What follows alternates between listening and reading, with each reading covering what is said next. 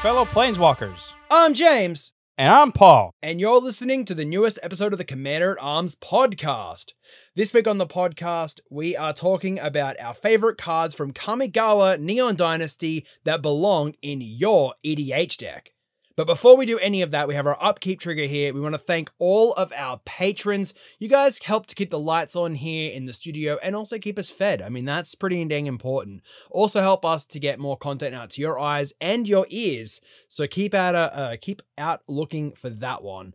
If you want to help support the show directly, you can do that through patreon.com/commanderatarms. All tiers get access to the Discord server, as well as a chance to play Magic with us on Spell Table, I guess, and stream, but that'll come out in a second. Interesting day and mail finds. Paul, do you have anything that you want to talk about here?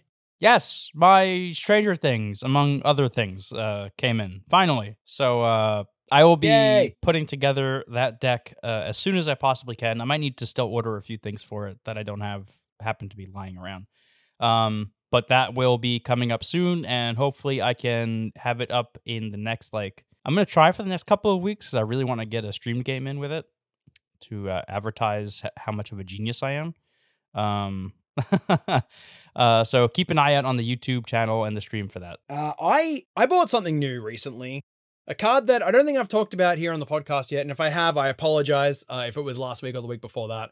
But I bought a Dance of the Dead, and I think I did talk about it last week as well. So that's the most recent thing. I did buy something, I literally bought something today, but I don't want to tell everyone what it is yet because I'm not ready to announce what it's for. Oh, Jay didn't even tell me. Right this second. I mean, no, I've kept it secret from you as well because my lips are sealed, Paul. That's not a meme, by the way. I actually don't know. No, not memeing. I've kept it to myself, and there is a specific reason why, but you know, it's nothing bad. It's just there is something coming down the pipeline that we're very excited to announce, and I'm going to tell Paul after this podcast episode goes live, because, you know, there's no secrets between podcast co-hosts, right?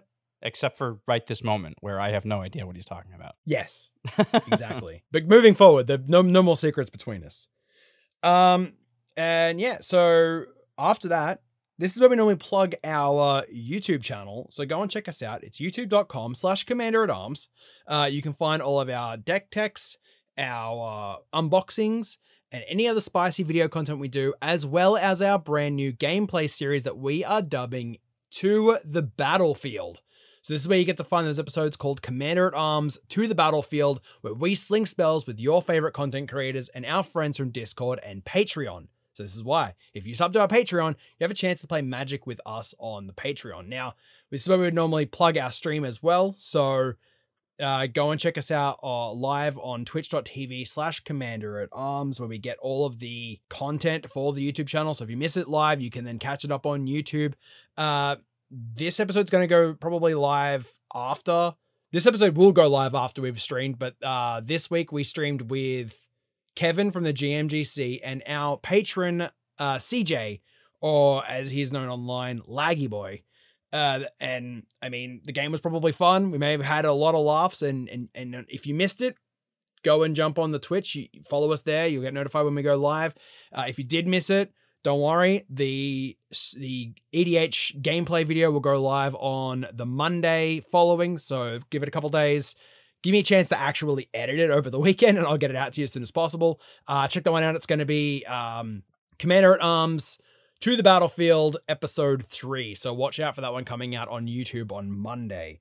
And after that, Paul, we have Play of the Week. Have you played anything or done anything spicy in Magic this past week? I have, actually. I played just this past Sunday. It was my friend Alex's birthday, so we had a little celebratory shindig. Really, we played a couple games before switching to something else for the night, and the most noteworthy thing was I was playing Elishnorn, and I pretty much had the board locked down. I was going to Teferi's Protection Armageddon on my next turn for the win. But then my board got wiped, and that was upsetting.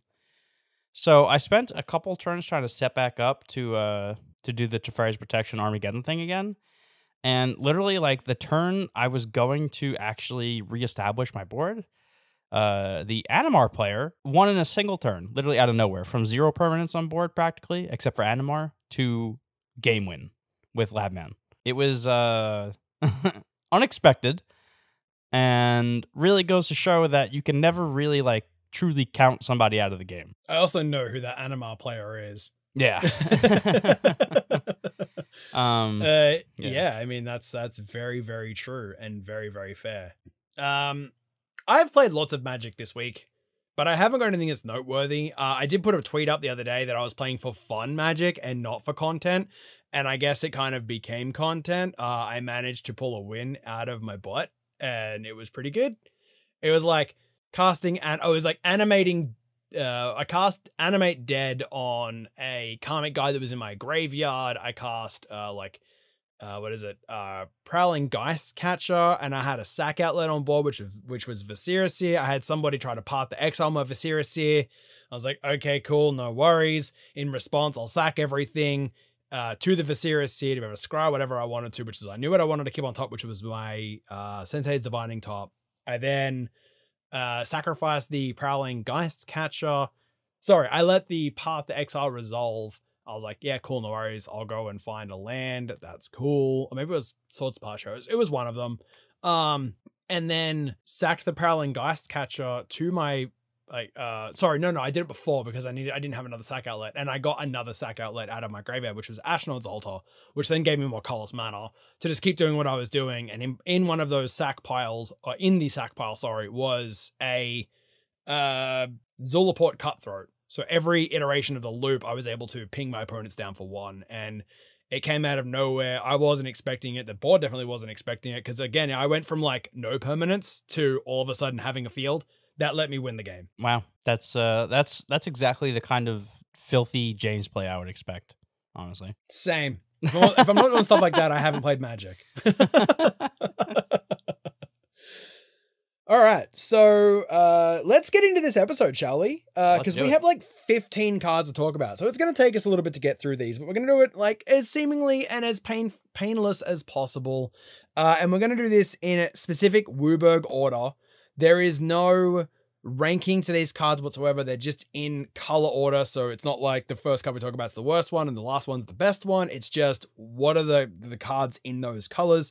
We're doing them in Wooburg, and we are going to preface this episode by saying these are cards that people aren't usually talking about. We've done we've like scried all through the social medias, the Twitters, the Instagrams, the YouTubes to try to see what cards people are talking about. So you're not going to see Besage on this list because honestly, yes, that card belongs in, every green deck that can play it, has access to it, play it. It's fantastic. We're going to focus on cards that people aren't talking about. So these are some of the cards that we haven't seen people talk about yet. And before I get into that, Paul, did you have anything you want to say before we start this list off? Yeah, so y'all know me by now. I love to shout out commons and uncommons because, yes, the rares and the mythics always get a lot of love, but uncommons and commons, especially as of late, have really tended to slip under the radar of a lot of people, to the point where even like when I open packs, I see cards that like I didn't know this card existed, and it's still pretty dang good. There are a couple cards on here that you may have heard of, and I will mention those specifically when I come to them. But for the most part, these are cards that either I'm going to try to bring new light to, if you have already heard of it, or they are cards that maybe just like I said, slip past you, or, have utility beyond what you might expect. And with that, let's kick off this list with our first card. Like I said, we're going to do it in Wooburg order. So we're going to start with white. We have 3 cards here to talk about. The first one is Farewell. It is a 4 and 2 white for a sorcery that reads, choose one or more, exile all artifacts, exile all creatures, exile all enchantments, or exile all graveyard. Longtime fans of the show will know that I love modal spells. I think they are great. I love versatility in a card. And when a card has a large amount of combinations, which I'm not going to do the math to figure out how many are on this card right now, the versatility on this card is crazy. Choose one or more. It's not choose one or all. You can choose just artifacts, creatures, enchantments. You can choose just graveyards and creatures. You could choose artifacts and enchantments to leave creatures and graveyards intact. The options are limitless. And this is actually a board wipe that this is an exiling board wipe that a reanimating deck can use, right? Because you don't have to hit your graveyard. You don't have to hit your creatures. You do not have to hit the permanents you do not want to hit. You can only choose the ones that are giving you the biggest problems. So this card is far and away one of the best board wipes we've seen in a long time. And James actually mentioned this yesterday. It's actually a good comparison is Austere Command. They occupy the same mana slot, and they have similar versatility and functionalities. Austere Command has the benefit of being able to choose a specific subset of creatures. However, being able to exile rather than destroy, and even beyond exiling, you get to choose all modes instead of just two, I think gives this card a little bit, just a teensy bit of an edge over Austere Command in a lot of decks. But, you know, that's not to say this card is just amazing, and I would play this card in basically every white deck, or at least as many as I have copies of available to me. Yeah, so I was doing the math about how many different modes there are, and it's about 30 different combinations that you could do. So for 6 mana, you just let your imagination run wild with this card. I love it. I'm probably going to be slipping this into a couple of my white decks that I have. Maybe not my Taster deck, because I want to be just specifically destroying things so that I get the death triggers. But still, fantastic board wipe. Kind of the direction we want to see white going, and having, you know, better sweepers. And this is definitely a step forward in that direction. After that, we have Light the Way. This is a 1 white instant that says choose one, put a +1/+1 counter on target creature or vehicle, untap it, or return target permanent you control to its owner's hand. All right, this is a common. It's not a flashy rare. It's not a flashy mythic. It is just a common. It's 1 white mana. However, this is a rare situation where we have a white instant that returns a permanent you control to its owner's hand, not just a creature. Historically, a lot of white effects like this will only bounce a creature to your hand. But being able to save any permanent you control from removal, and in white, you have a lot of permanents that you want to save. You know, you have your Smothering Ties, you have your Elvish Norns, you have your what's like a white land you'd want to save. I guess Emeria the Sky Rune. You might even be able to do maybe as well. Sorry, Sarah Sanctum. Yeah, Sarah Sanctum. I was actually just about to mention that you could do some silly stuff if you haven't played your land for turn. Like you can tap it for like 6 white or whatever, bounce it back to your hand, play it as land for turn, tap it again if you want to make a big play that way. Whoa, that is some spicy white tech that ramps you essentially, right? Technically, yes. Gets you quite a bit of mana. You can do the same thing if you don't have the budget to get a Sarah Sanctum. You could do the same thing with like Nykthos, or basically anything that produces, you know, more than 1 white mana. There's Nyx Lotus from Theros Beyond Death. Does the same thing. Although that comes into play tap, so you can't quite get fancy with that. But you can also use this, surprise, surprise, it's modal, as a surprise blocker, right? Say you got somebody attacking with I don't know, just because it's on the top of my head, Animar, right?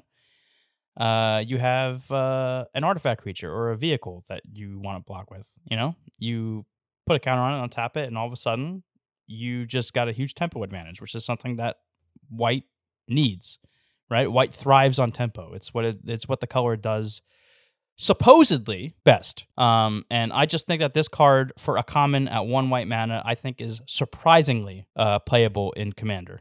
And I agree with everything you just said. And there's nothing else to really talk about that common for. Like, it does everything that you want it to in that common.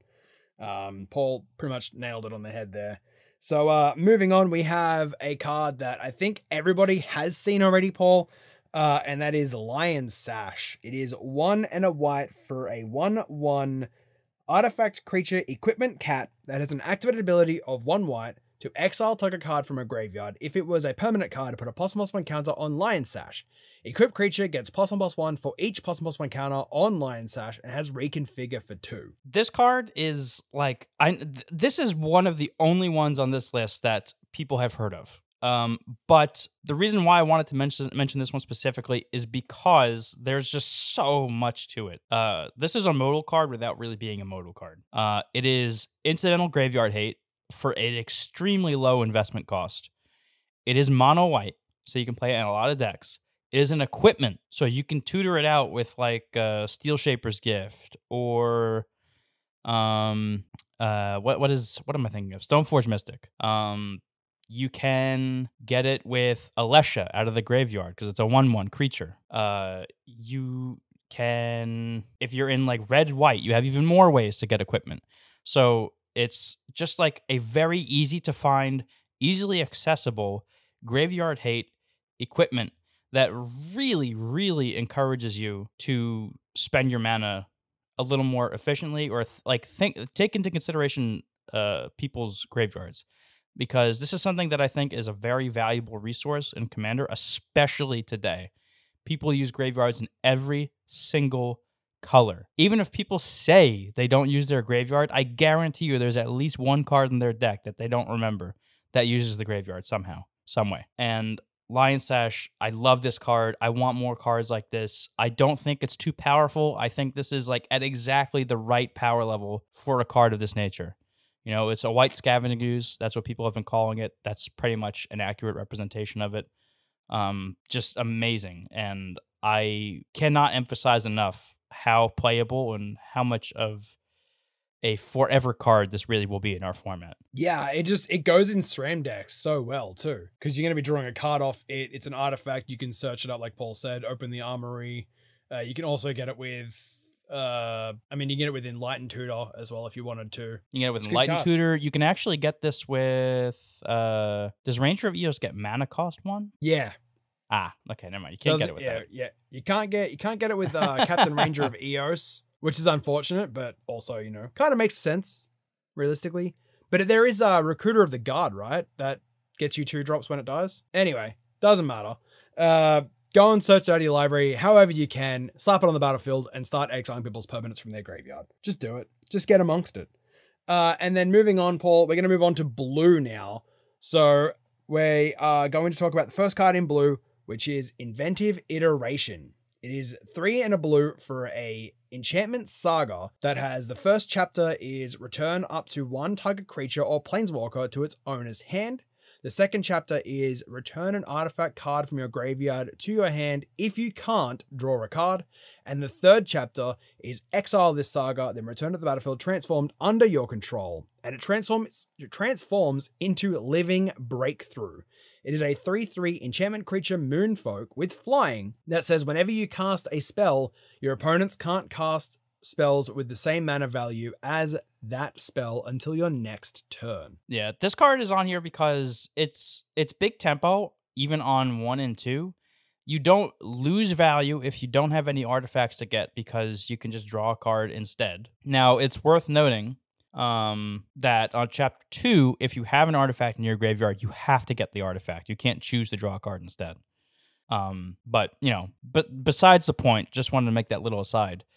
There's no lost value here ever. And the other side of this, on the 3/3, you can whenever you cast a spell, it's your opponents can't cast spells with that mana value until your next turn. That means creatures, instants, sorceries, artifacts, enchantments, planeswalkers. If you cast like a cantrip, right? Like a say a 2 mana cantrip, right?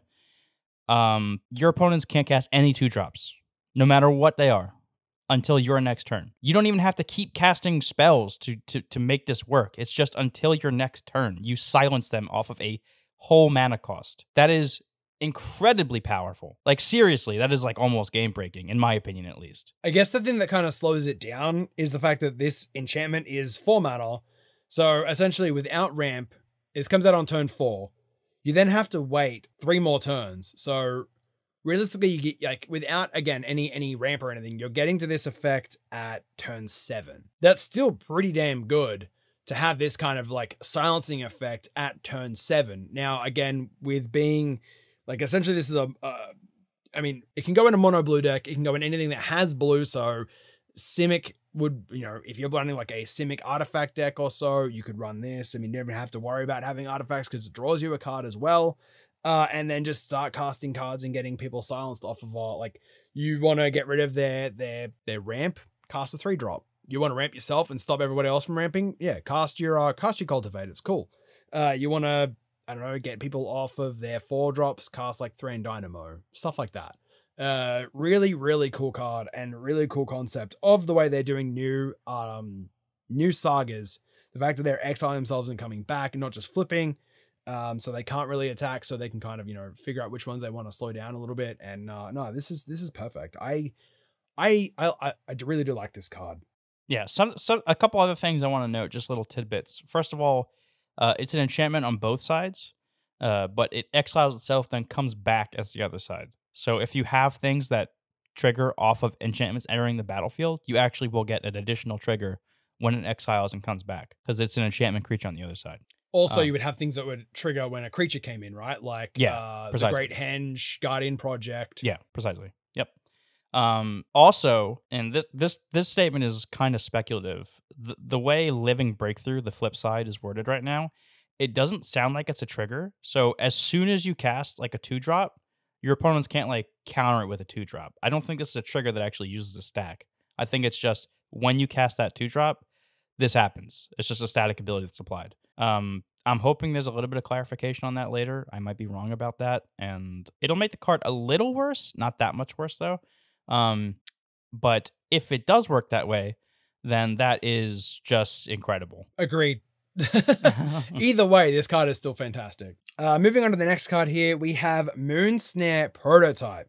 This is a 1 blue artifact that has an activated ability of tap, and to tap an untapped artifact or creature you control to add 1 colorless mana to your mana pool. It also has channel, so it's 4 and a blue to discard Moonsnare Prototype and return, or the owner of target non-land permanent puts it on the top or bottom of their library. So it's essentially like a Chaos Warp, but you don't shuffle and you don't reveal the top.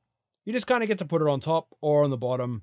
I guess it's the owner of the permanent gets to choose if it goes on top or on the bottom of the library. Yeah, that's correct. Yes. So at worst, this card is like a kind of a bad mana rock. This is actually wink wink Jane's pretty good in Calamax. But besides that, what I like this card for mostly is the channel ability. It is blue removal for any non-land permanent, and whether or not you want to consider it removal is entirely up to you. I do.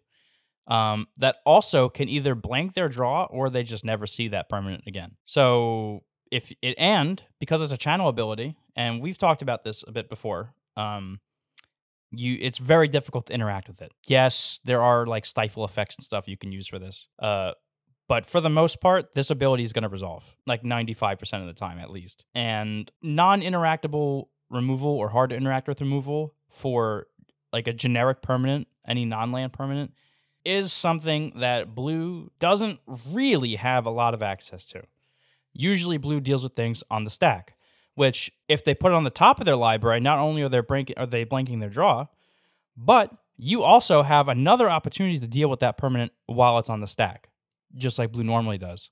So for a common, honestly, this card is really good. It is also an artifact for anybody that needs any cheap artifact synergies out there. There's just a lot going on for this card, and I think it, especially for a common, this is particularly playable in Commander. All right, how's this? Ready?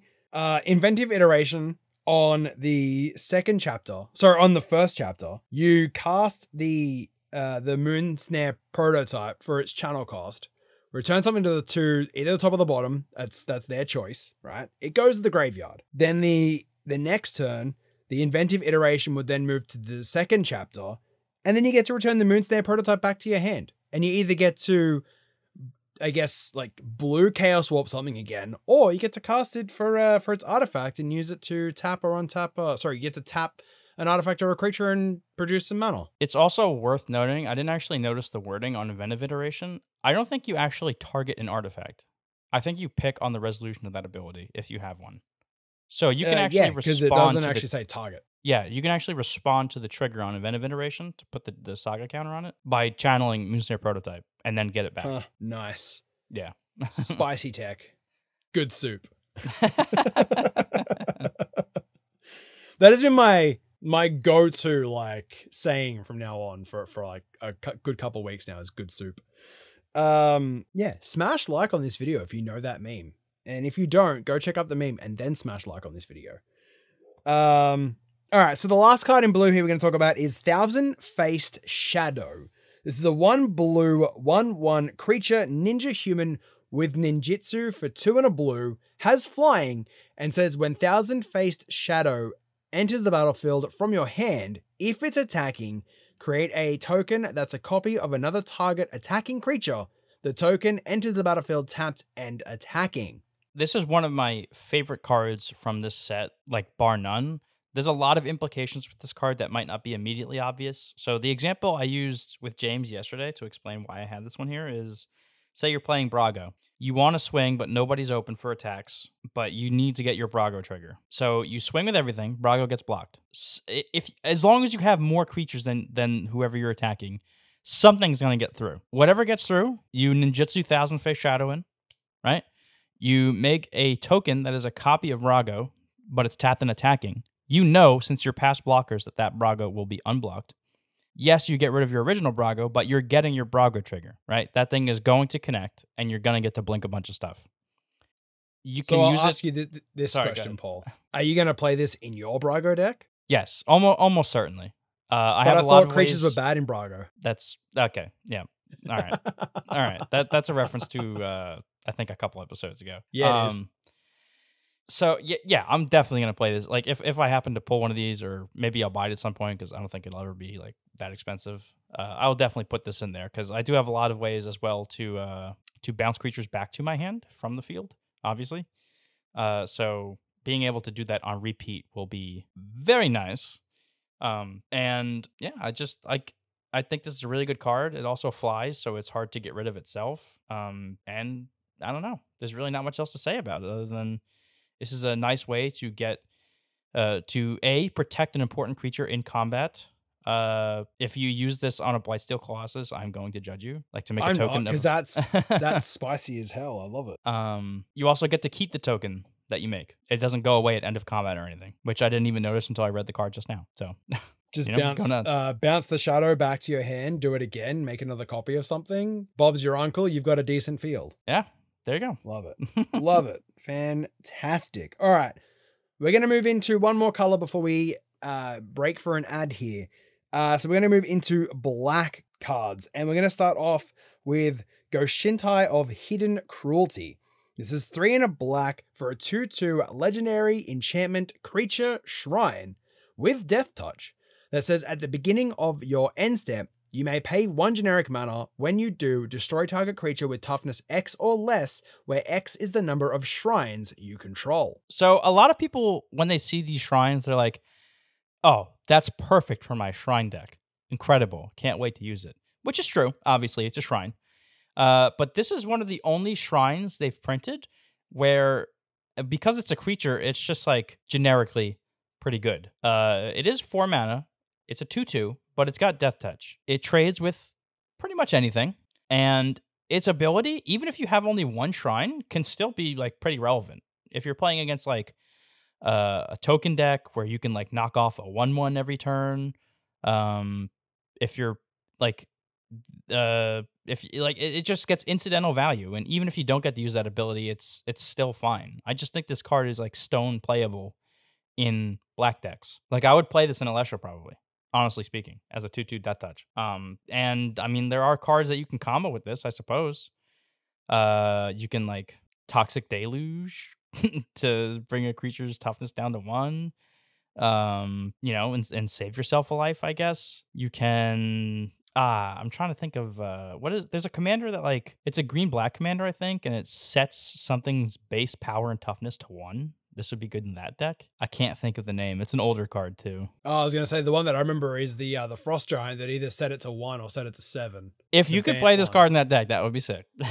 Yeah, it would. That would actually be so sick. But yeah, I'm sure there's a lot of combos I'm not thinking of.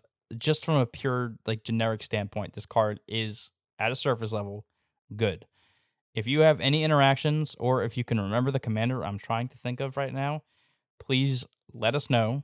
Okay, we have Twitter. We've got, if you're watching this on YouTube, leave a comment. Do something. Let us know. Don't let us look like fools. Or just let us look like fools. It's fine. It happens all the time. Don't worry about Yeah, but hit the Twitters up, hit the Instagrams up, DM us if you want to, leave a comment, at CMDR@arms. Just go ham. After that, we have Soul Transfer. This is 1 black for a sorcery that says choose one. If you control an artifact and an enchantment as you cast this spell, you may choose both.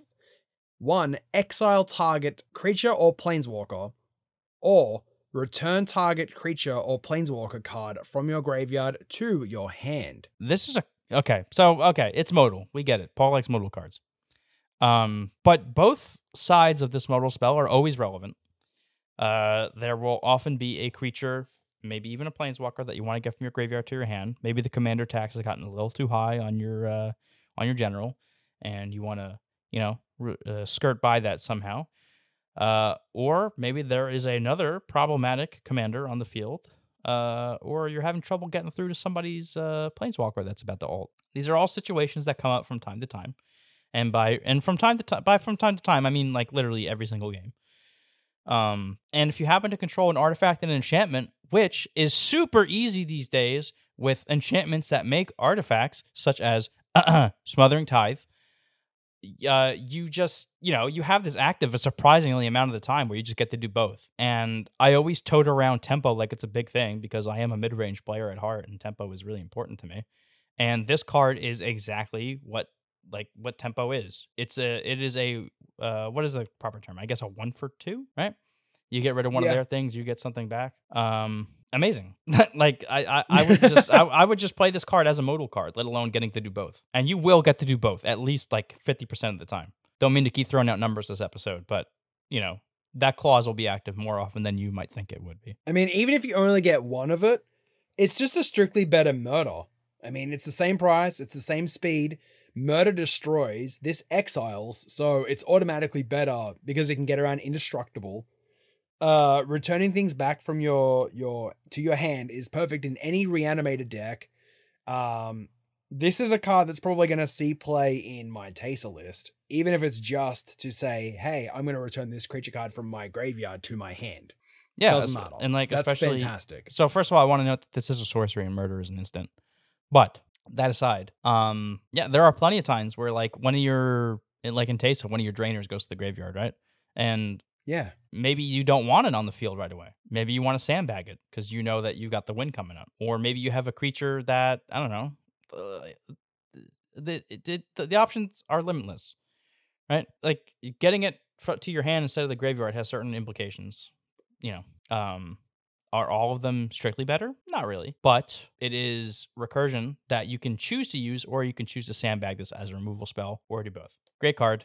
I look forward to playing it in at least a couple of decks. Same. I'm going to be picking up a couple copies of that one.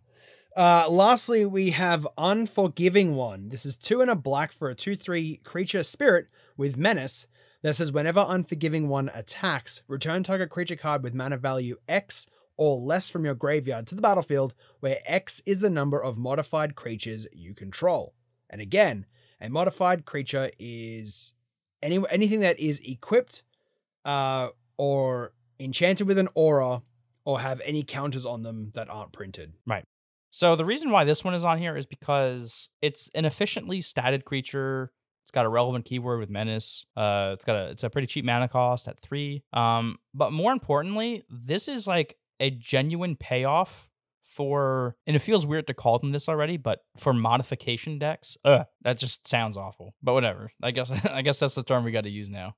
But like for all those Voltron decks out there, or like Atraxa decks, this is a genuine payoff outside of getting large for those decks, right? Like typically with equipment and enchantments and counters, the idea is you just get big stuff, and I mean that's just kind of what you do. Sure, there's certain things that happen in between, but in general, there's not really a lot of value to be had outside of just like getting a bunch of counters or equipment or enchantments. A little less true of equipment because you have things like Sunforger and such. But in general, that's the case. And this is not the only card that's like this in the set, by the way. This was just the most noteworthy one that I saw. Also only an uncommon.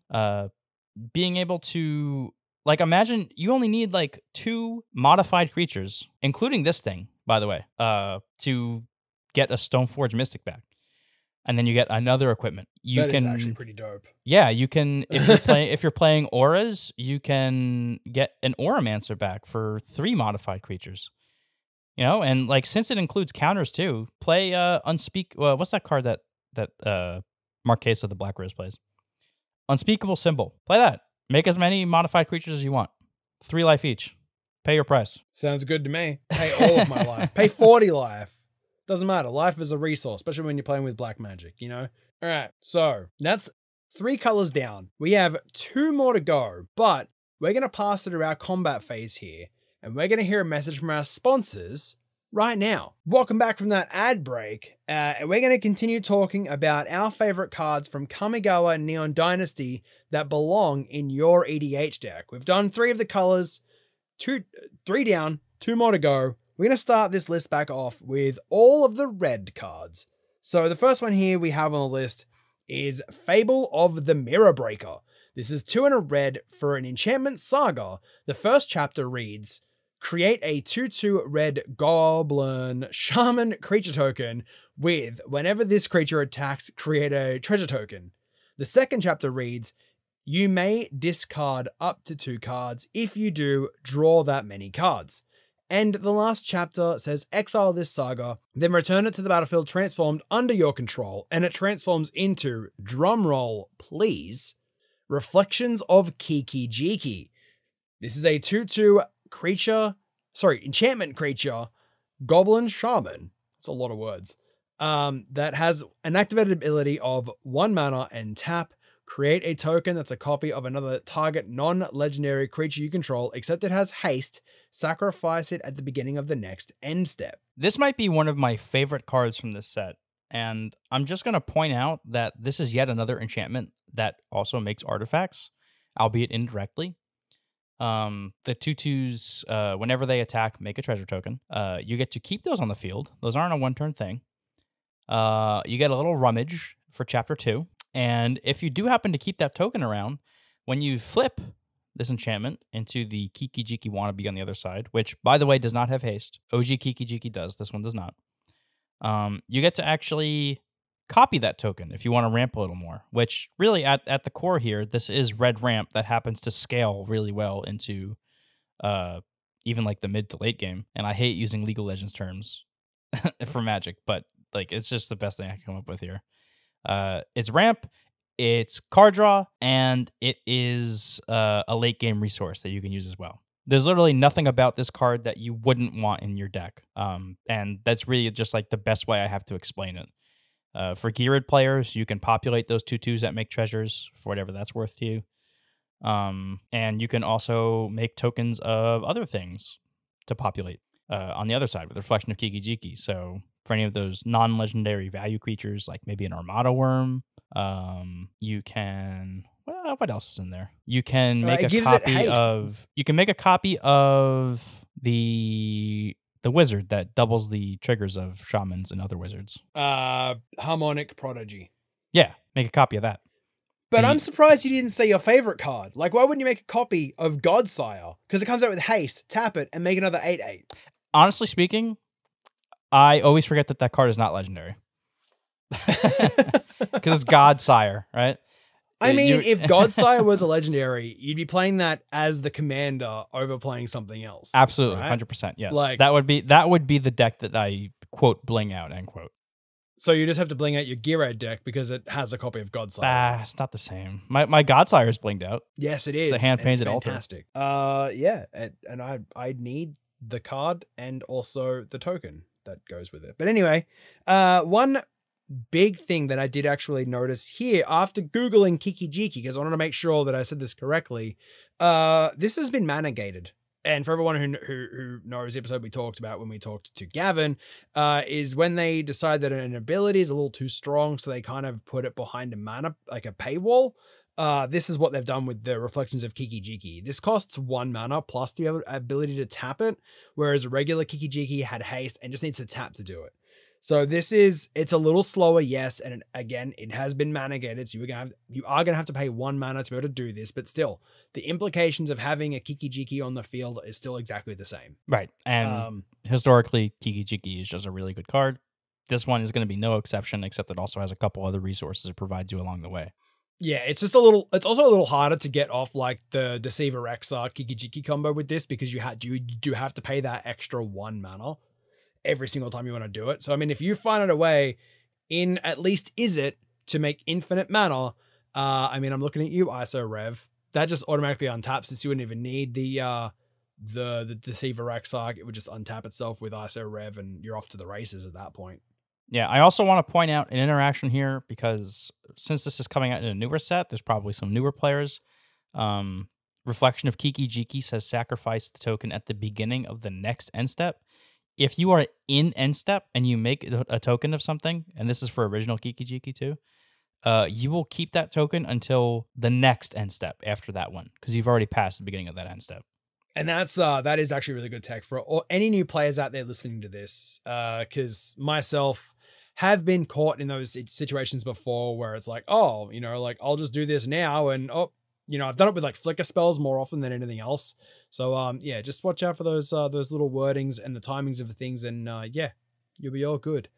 So moving on, we actually have a card here that I got to help a friend with a deck that he was building, and was like, hey, why don't you play this card? It goes in that deck, because this is a card that we think should go in, you know, most of the decks that can run it.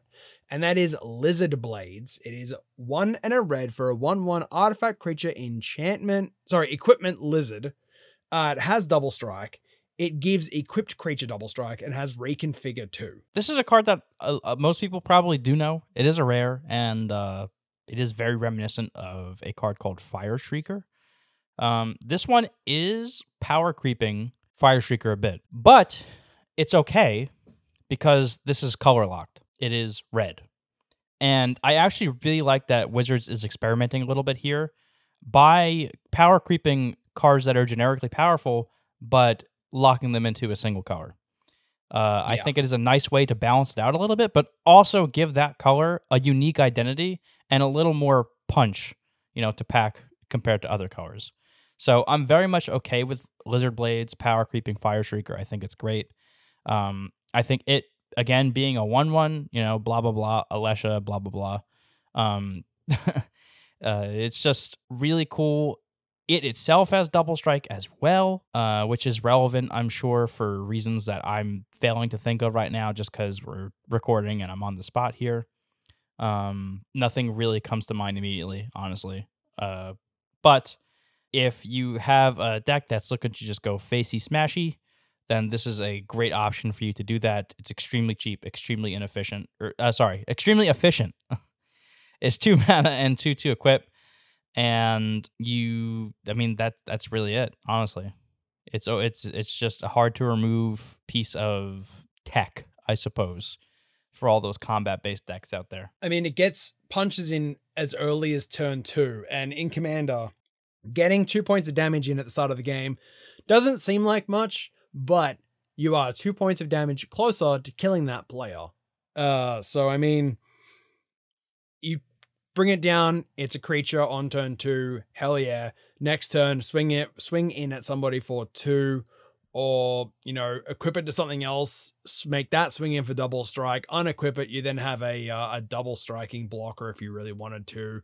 You know, it's really good. And I'm glad that you brought up Fire Shrieker, because I was going to. I love that card in my Voltron decks, and sucks that my Voltron decks don't have red in them, so I can't really play this card. But any equipment deck that wants to run this card should be running this card, that can run this card. I suggested this card to my friend who I mentioned before I talked about the card. He was building Krenko Tin Street Mob Boss. No, Krenko Tin Street Kingpin. The new Krenko. Yeah. I know Krenko is an attack trigger, but if you're able to get in, I mean, like, he made that thing like 16 or whatever it was. It was massive. And I'm like, well, that's 32 points of damage right there. You only need like 4 or 5 more goblins and you win the game of one player. You know, why not just get those extra beats in with commander damage and then make him spawn more things and more goblins come out, and, you know, red deck go boom, I guess, is essentially what this card does, and does really, really well. Yeah, and actually, while you were talking, I was trying to think of some commanders that might benefit from this, and I actually realized that Saskia, the Unyielding, would really appreciate this card. Oh, yes. It is a creature, so it can trigger Saskia itself, or you can equip it to a creature to get extra value off Saskia that way. Oh, yeah. And honestly, the Fantastic. existence of Lion Sash and Lizard Blades together, and this next card that we're going to talk about in a second here, really kind of make me want to put back together Saskia. That's a deck that I really enjoyed, and I just took it apart because there wasn't like a lot of play with it back then. Well, put it together and let's play it on stream with these new cards. Show off how powerful these cards are by playing them, Paul. Next up, we have a card that I guess I've been referring to as the Energizer Bunny. It is Rabbit Battery. I almost called it Bunny Rabbit. Rabbit Battery is a 1 red 1/1 artifact creature equipment rabbit with haste. It says equipped creature gets +1/+1 and has haste and has reconfigure. This is a card that I actually didn't even know existed until we were coming up with this episode and trying to put together, a few cards for each color. And I realized that, hey, this is kind of the same thing as Lizard Blades, where you are power creeping various other equipment, not literally power creeping, because, Swiftfoot Boots gives Hexproof or whatever. But you are giving a particularly powerful piece of equipment to a specific color, and in this case, it's red again. So it's 1 mana investment just to put the thing on the battlefield, and even then, it has haste itself, so it just gets in for damage right away. And, maybe, I doubt that it seldom comes up where, that 1 damage will matter for like a trigger or something that early on. But after that, it is a red mana just to give something haste. And being able to give something haste every single turn is pretty valuable. We've seen how powerful it is with Lightning Greaves and Swiftfoot Boots already. To have it on something else that is also very cheap, because, abilities like that don't typically come that cheap, is amazing. And again, it is a 1/1 creature. This one can actually be acquired by Ranger Captain of Eos. That's not a meme. We finally got there. We finally got one equipment that you can go and get with Ranger Captain of Eos. And this card is just, it's probably one of the better cards of the set, if not maybe the best uncommon. It's possible. It's really high up there though. Yeah, 10 out of 10 would print it again from me. Another red deck go boom card. It's fantastic for every reasons Paul just said. I have nothing else to say about the Energizer Bunny, so let's move on to our 5th and final color of this little, I guess, set review. It's green, as everyone should have known because we went in Wooburg order. So we're going to start off here with Greater Tanuki. This is a 6 mana 6/5, so 4 and 2 green for an enchantment creature dog with trample, and has channel for 2 and a green to discard Greater Tanuki, search your library for a basic land card, put it onto the battlefield tapped, then shuffle. It's an enchantment. That's cool. It's a 6 mana 6/5 trampler. Also cool, maybe relevant later on in the game. But this is an instant speed, again, difficult to interact with, ramp spell. It puts a creature / enchantment in your graveyard for whatever value that's worth. Maybe Muldrotha likes this, though you don't usually cast 6 mana spells out of your graveyard. But whatever, it's got its relevance in that department. But I would just straight up play this as like an instant speed ramp spell that people can't really interact with. It's just a common, just opening packs casually, even if you open like just a few, like once a month or something, you're probably going to have a copy of this card somewhere. And it's just a really good card, especially for newer players just getting into the game. This card is really simple and it's really powerful for a common and for, just like what it does. A 6 mana 6/5 trampler is nothing to sneeze at. And ramp is always something that you could use more of, right? Yeah. Not to mention that because this is a 6 mana 6/5 trampler, if you don't need to ramp, it's a 6 mana 6/5 trampler. If you're on turn 12 or whatever, and you just need a body, it does that. And it's a dog, so Doge does it attack, it protect, whatever that meme is. Yeah. Agreed. I was just looking at Beanstalk Giant, and I guess this is kind of like, it's a step above Beanstalk Giant in certain aspects. Beanstalk Giant, for anyone who was around for Throne of Eldraine, is essentially this kind of the same as this, but it is a spell, not an ability. that you get to go and search a library for a basic land, put it on the battlefield, same mana cost. Then it exiles itself, and you can then play it again from exile for 7, and it's a vanilla creature that has power and toughness equal to the amount of lands you control. This is a 6 mana 6/5 with trample, which I think is just strictly better, because having trample over small creatures is a lot better than having a 20/20 being blocked by a 1/1. Like, who wants that? You know what I mean? And that is, its ramp on the Beanstalk Giant is at sorcery speed, and also can be countered because it is an ability. It is a spell that uses the stack. Whereas Channel on the Greater Tanuki is a little bit harder to interact with for all the reasons we've said before. And it's also instant speed. So if you're playing it in a landfall deck and you need like one extra, landfall trigger, and you're in someone else's turn or something else, you can just easily, activate it, discard it. Yes, you're in green, so you have ways of getting it back with regrowth, like effects, Eternal Witness, Timeless Witness, regrowth itself. If you really wanted to, you could also do Noxus Revival, just pay 2 life or 1 green and get it back. For a common, this card is fantastic. It does everything you want it to. It is a beater in limited. It is just it's a really good ramp spell in Commander. It's also relevant in the fact of how big this thing is, and trample.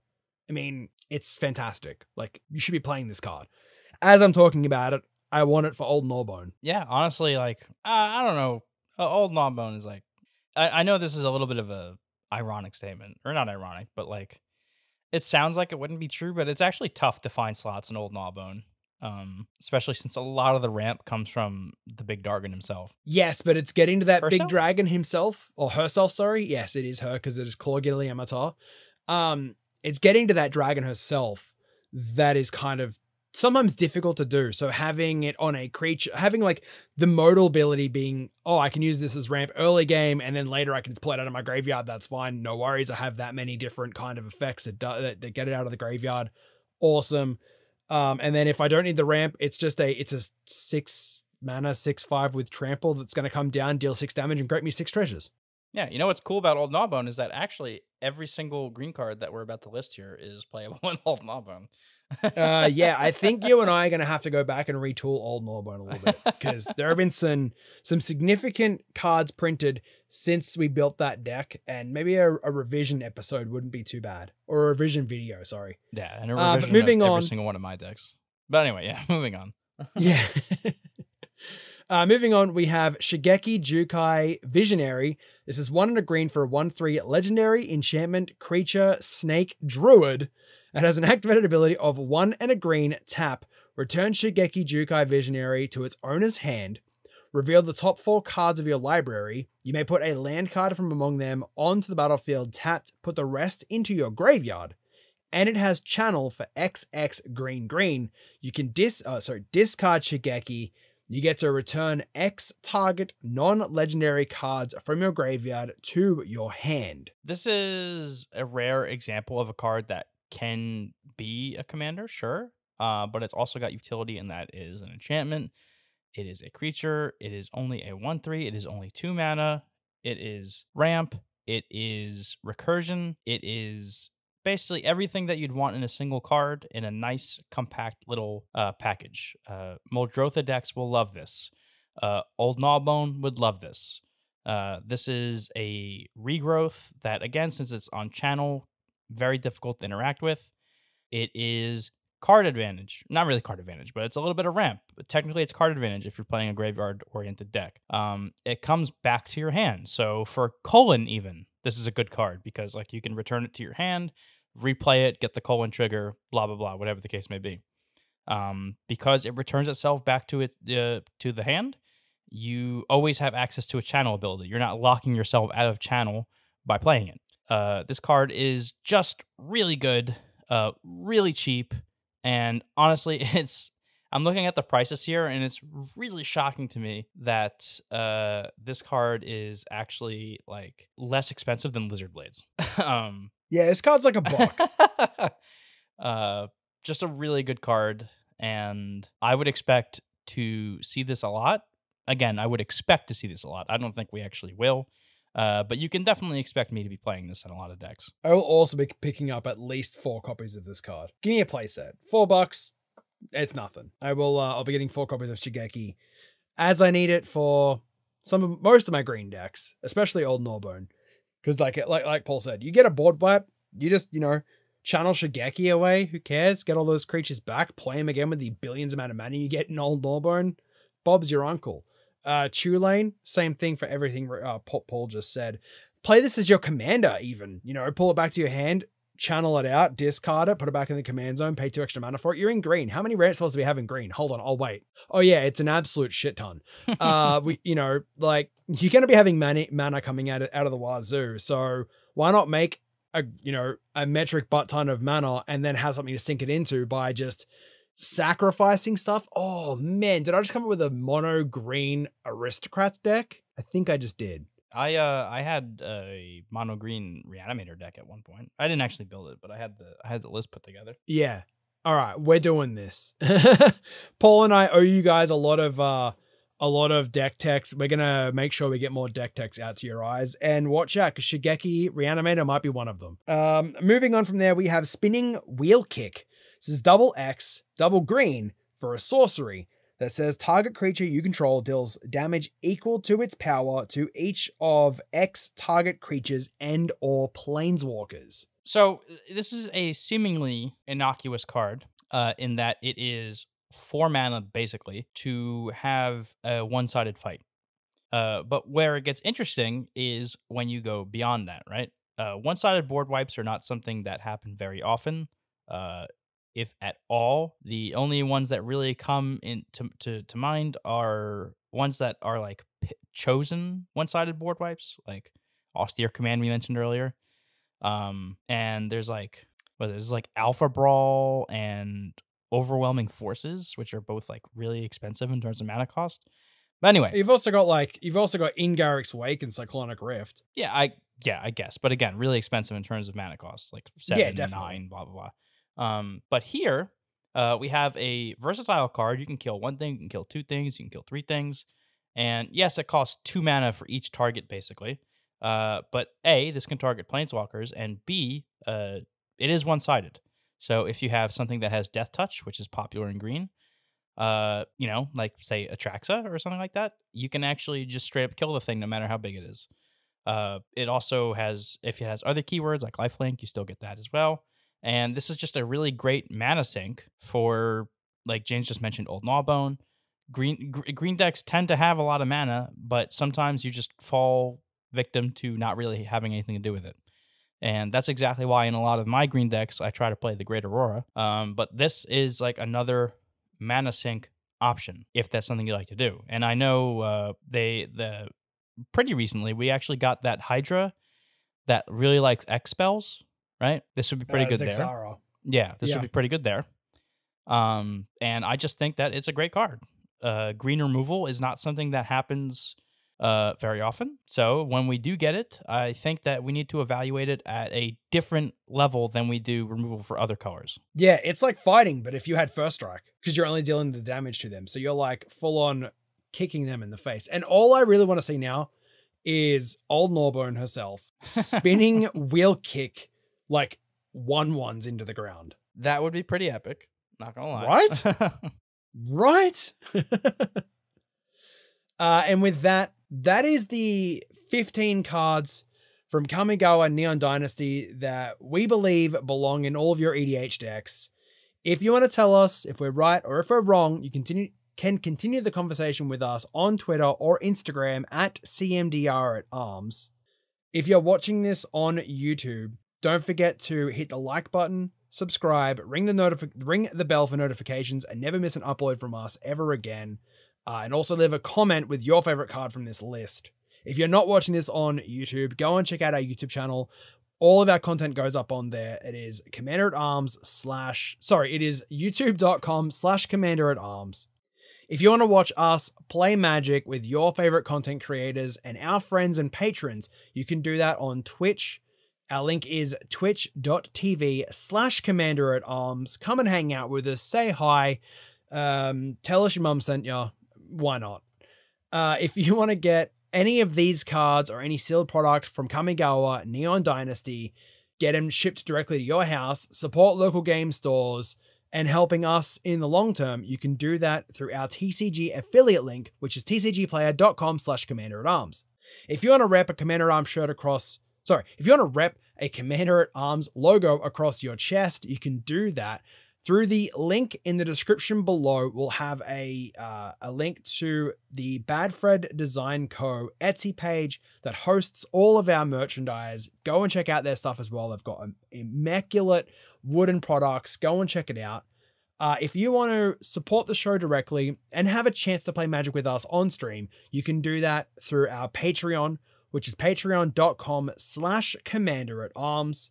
And with all that said and done, Paul, do you have any final words for our listeners and viewers? But of course, thank you all so much for tuning in and listening. And for anybody who has been tuning into the streams, thank you as well. You could have chosen anything else to do with your time. Anything at all. You know, go for a walk. Go swinging at the park or something. But instead, you chose to take a few minutes or so, sit down, and listen to us have a chat. And honestly, me and James have been getting a lot of support and love recently on through various mediums, and it's very humbling. And we really appreciate anything that anybody has ever said or done for us, whether it's positive or negative.